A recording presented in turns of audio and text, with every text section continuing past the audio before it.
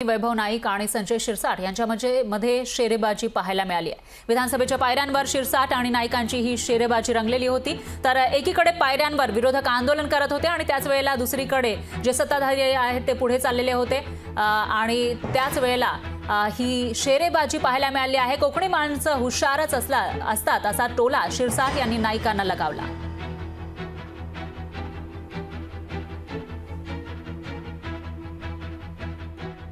चर्चेत कसं राहायचं ना बराबर कोकणातला माणूस चर्चेत नाही।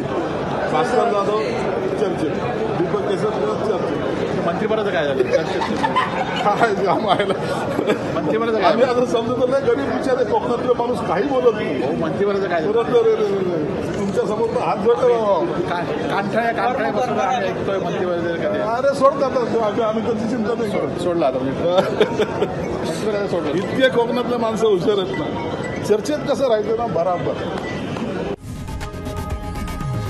लोकशाही मराठी ऐका, पहा, जागरूक रहा।